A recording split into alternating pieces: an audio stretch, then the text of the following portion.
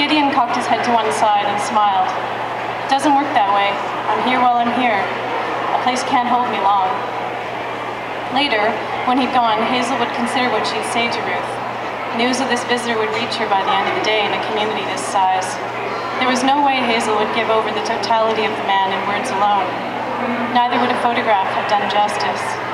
She could describe his manner of dress, the way he held his body, the odd assortment of goods he carried with him, the various inconsistencies among these. But none of it would add up to the unsettling sum of his presence.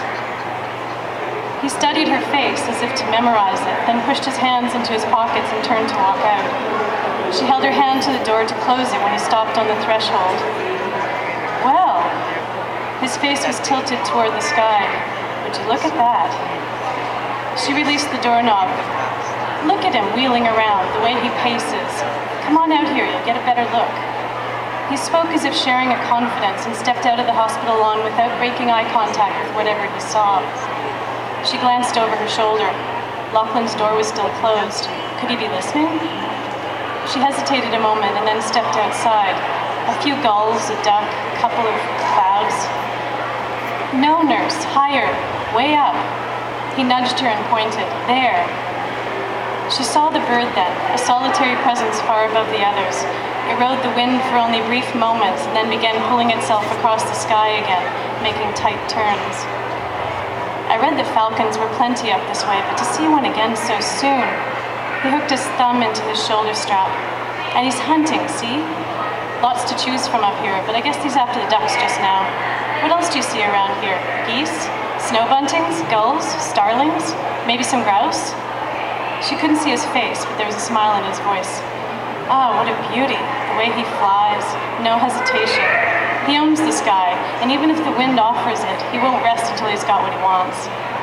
He reached into his breast pocket and pulled out a small pair of brass binoculars. Ah, look, it's a she. Here, take a look.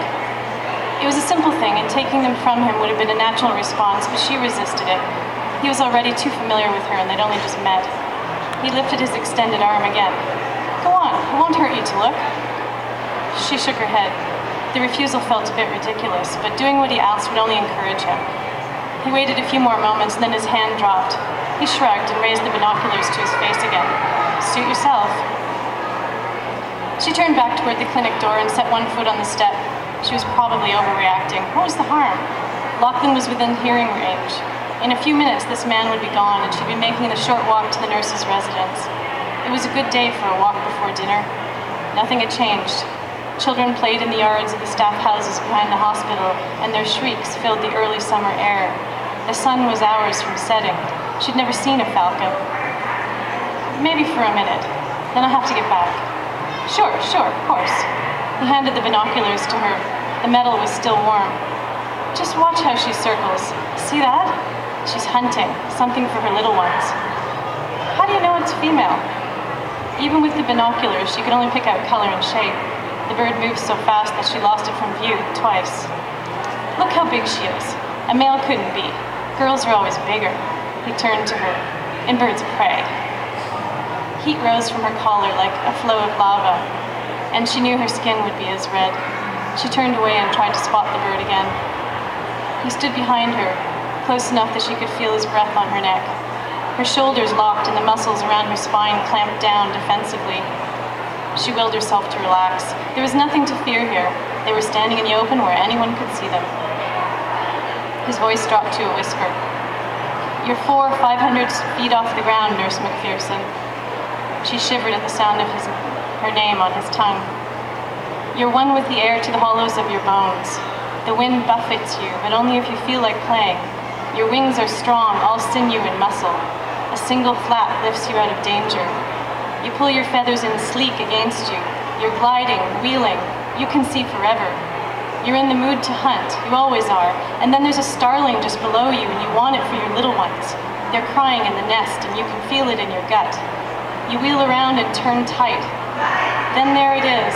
The starling snaps onto your grid, and you lock onto him like a missile. And you know that when you pull your wings in against your body and drop like a stone down, down, out of the sky, he'll be exactly where you expect him to be. You're falling, falling. The wind licks the tears right out of your eyes and parts the feathers on your chest, 200 miles an hour sharp against your bare skin. And at the last possible moment, just as the ground is rushing up to claim you, there he is, a breath away. You could knock him right out of the air, but you don't. You kick out your leg instead. Your forward toes snap wide, and with a single slash, you've laid his head open. In the next second, you feel the nerves electric along your wings as they unfurl, and you open your beak and snap it shut on his neck. The down feathers are soft and warm in your tongue. Starling blood trickles down your gullet, and it tastes. He brought his mouth close to her ear and lowered his voice. It tastes like lightning. Thank you.